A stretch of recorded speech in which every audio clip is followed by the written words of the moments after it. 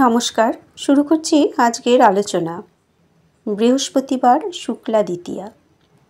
বিকালবেলা নরেন্দ্রনাথ বসে আছেন ঠাকুর শ্রী রামকৃষ্ণের নিকটে। চোখে মুখে উদ্বেগের ছাপ। তিনি ঈশ্বর দর্শনের জন্য বড়ই ব্যাকুল হয়েছেন। গত কয়েকদিন ধরে তিনি গভীর রাতে দক্ষিণেশ্বরে পঞ্চবটিতে সাধন ভজন করছিলেন। তখন ছিল বিকেল 4:30। তখন বিকেল 4:30 নাগাদ মাস্টারমশাই উপস্থিত হয়ে শুনেছেন নরেন্দ্রনাথ ঠাকুর শ্রী রামকৃষ্ণকে আবদার করে বলছেন, আজ কি করব বলুন, রোজ রোজ কি করব বলে দিতে হবে। তখন ঠাকুর বললেন, ওখানে পঞ্চবটিতে? নরেন্দ্রনাথ বললেন, আজ্ঞে হাঁ, কি করব বলুন। শ্রী রামকৃষ্ণ তখন বললেন স্নেহমধুর কণ্ঠে, আজ রাম চিন্তা করো। নরেন্দ্র, আজ্ঞে তা পারব। আগে ছেলেবেলায় বড় ভালোবাসতাম। রামচরিত্র বিভোর হয়ে শুনতাম। শ্রী রামকৃষ্ণ বললেন, ওরে, সেই রামই সকলের মূলে। ঠাকুর শ্রী রামকৃষ্ণের নির্দেশ শুনে নরেন্দ্রের মুখ কমল উজ্জ্বল হয়ে ওঠে। তাঁর মানসপটে ভেসে ওঠে ভগবান শ্রীরামচন্দ্রের লীলাবিলাস।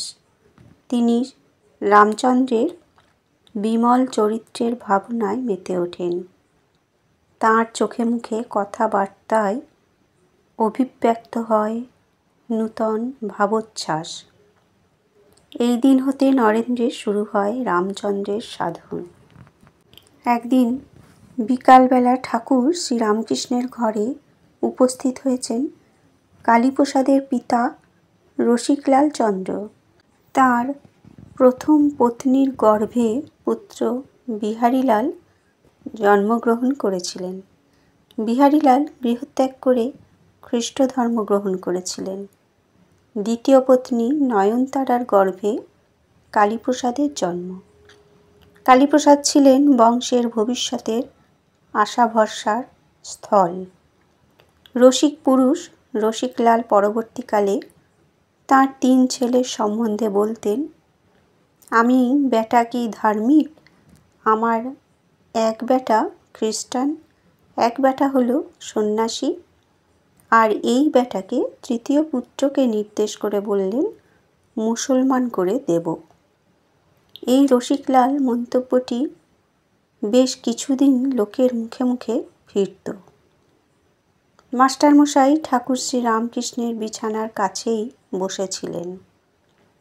রসিকলাল বিছানায় উপবিষ্ট শ্রী রামকৃষ্ণকে জিজ্ঞাসা করেন, কেমন আছেন? ঠাকুর রসিকলালকে দেখে যেন একটু বেজার হয়েছেন। তিনি নীরস কণ্ঠে বলেন, এই একরকম। রসিকলালের ইচ্ছা পুত্র কালীপ্রসাদ বাড়ি ফিরে যান ও গিয়ে নিয়মিত পড়াশোনা করেন। শ্রীরামকৃষ্ণ রসিকলালকে বলেন, কালীকে নিয়ে যেতে চাইছ, বেশ তো, নিয়ে যাও না। বোধহয় রসিকলাল এতটা আশা করেননি। তাঁর আশঙ্কা হয়েছিল পরমহংসদেব পুত্রকে আটকাবেন। তিনি বিস্মিত হন। তাঁর বিস্ময়ের ঘোর কাটাবার পূর্বেই মাস্টারমশাই তাঁকে বুঝিয়ে বলেন, ঠাকুর বলছেন পারলে কালীপ্রসাদকে বাড়ি নিয়ে যান। পরমহংসদেব যেন পুত্রকে সুবিধামতো বাড়িতে পাঠিয়ে দেন। এই অনুরোধ করে রসিকলাল হৃষ্টমনে গৃহে ফিরে যান। কিছুক্ষণ পরে ঠাকুরের দোতলার ঘরে প্রবেশ করেন নরেন্দ্রনাথ। ঘরের একপাশে কিছুক্ষণ সময় পদচারণ করেন।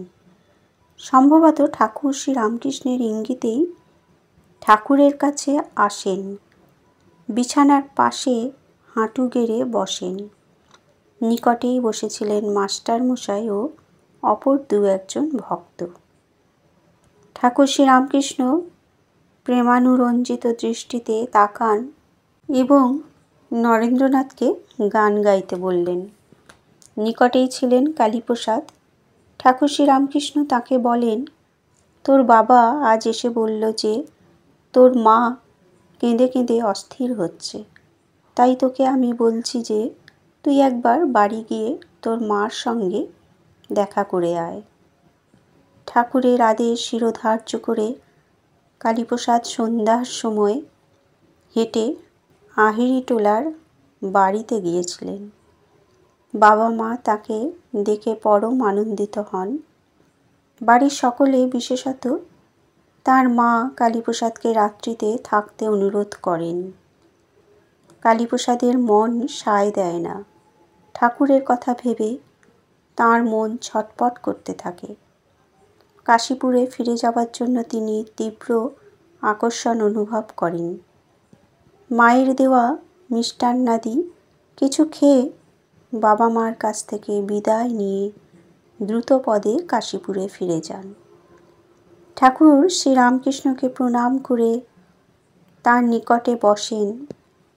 ঠাকুরের প্রশ্নের উত্তরে কালীপ্রসাদ বলেন, আজ রাত্রে বাড়িতে থাকবো মনে করে গেছিলাম।